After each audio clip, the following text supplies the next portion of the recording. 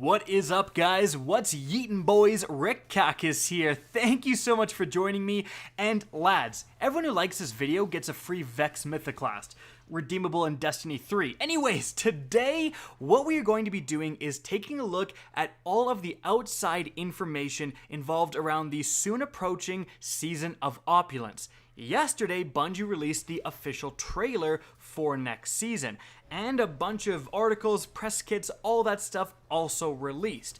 That's the stuff we're kind of going to be focusing on. If you just watched the trailer yesterday, you will get a lot more additional information in this video, because yesterday's information dump as well as tomorrow's weekly update is going to be it for the info we're getting on Season of Opulence. Bungie is not doing a Vidoc or anything like that, so we've got to take what we got. And so, let's get started.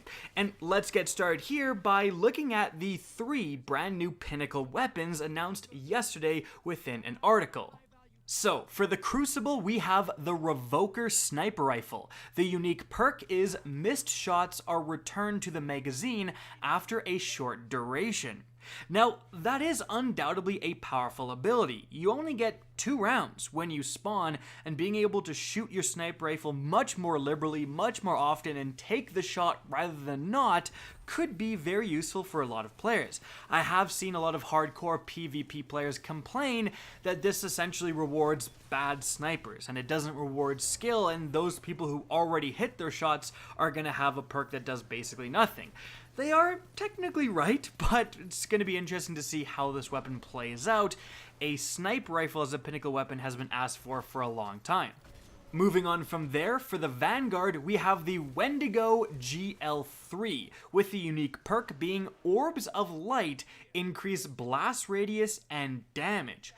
This could be either absolute trashy trash or actually really good.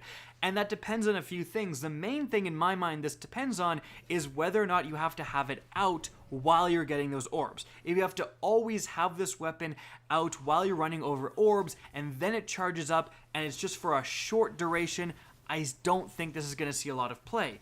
But if it operates similar to the Risk Runner, where you can charge it while having it stowed away, and that charge lasts for a decent amount of time, and you can just be using other guns, be in your super, doing whatever you're doing, getting all these orbs, and if Masterwork orbs count too, that matters a lot, and then whip out a fully charged GL3 and go to town on a boss, that could be really powerful.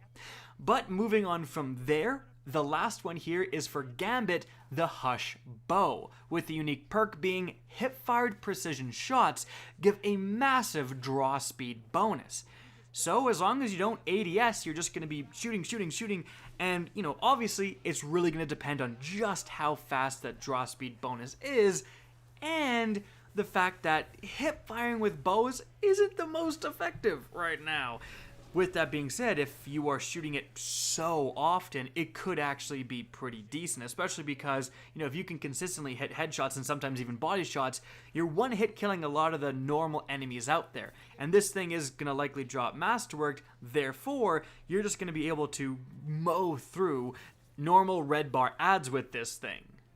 Now, moving on from there, but keeping on the subject of sweet loot, let's talk about the exotics spotted in promotional material. Firstly, for the event calendar, we have 2 weapons. We have the Truth exotic quest launching on June 11th. The Truth is a returning exotic rocket launcher from Destiny 1, and its unique perk back then was aggressive tracking. It was a PvP all-star. If you shot it and missed, it would curve all the way around in the air, come back, and hit your enemy. Very powerful. The next exotic on here is the Lumina quest. This, the lore fanatics are going crazy for. This seems to be kind of the uncorrupted good guy version of the Thorn, the Rose. Now, this Rose weapon was mentioned in the lore. It is one of the most infamous Destiny hand cannons, and finally, it's making its way into the game. Unfortunately, we don't know anything about this weapon because it's brand new in terms of how it functions. Moving on from there, for exotic armor pieces, in the trailer, there was 2 clearly visible. Firstly, we have the ASTRO Verse exotic Warlock helmet, again from Destiny 1. I thought this was the Apotheosis Veil, my bad, but in D1, this had the exotic perk Move to Survive. Temporary increase to recovery on Blink. So anyone out there who loves running Blink, this could be the exotic for you. Also, there's the Peregrine Greaves exotic leg armor seen on the Titan, again from Destiny 1, and back then its perk was Peregrine Strike. Shoulder charge deals bonus damage when activated in the air. Next up, something you'll have a hard time seeing in the trailer but is very obvious in the press kit is the Khepri's Sting Destiny 1 exotic Hunter Gauntlets. These had the exotic perk Touch of Venom. Gain invisibility after crouching in place for a short time. Melee attacking an enemy from behind while invisible delivers 4 times damage. Melee attacks apply a lingering damage effect. A lot going on here and could actually be pretty useful. Now those are the for sure exotics, but there's 2 more things I want to point out to you guys, and they could be brand new exotics. Firstly, right here we see this Titan running with the Peregrine Greaves actually, and he's holding a very interesting what looks like a machine gun. And I just want to point out the barrel of this machine gun and how unusual it is. In fact, this barrel with the flayed open metal tips is somewhat similar to, I don't want to get your guys' hopes up, but a flamethrower, like in video games. This is something that it instantly reminded me of that. Now, is this a flamethrower? I seriously doubt it. But is this another somewhat unique solar machine gun? Probably, actually. And in fact, we do see machine guns present in the trailer, or at least one other machine gun that doesn't have anywhere near this style of barrel. So at least 2 more new machine guns are coming to Destiny 2 when this season starts.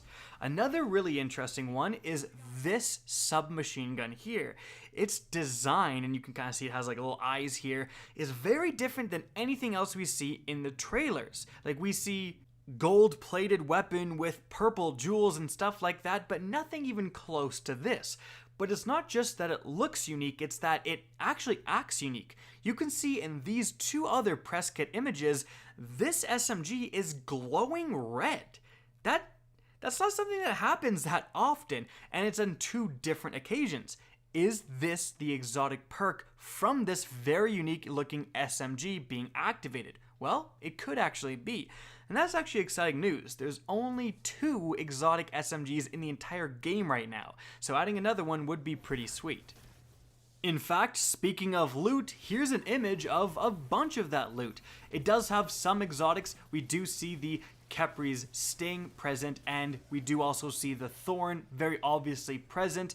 We have a very unique looking hand cannon in the very middle right here. And I say unique looking because we can clearly see the Callus style of design, as I mentioned earlier, everywhere else. For most of the armor pieces, for the bottom sword, hand cannon, fusion rifle, all that stuff, very obvious designs and fitting into that same theme. So these are probably going to be the rewards you get from the Menagerie Activity. But then this hand cannon looks completely different.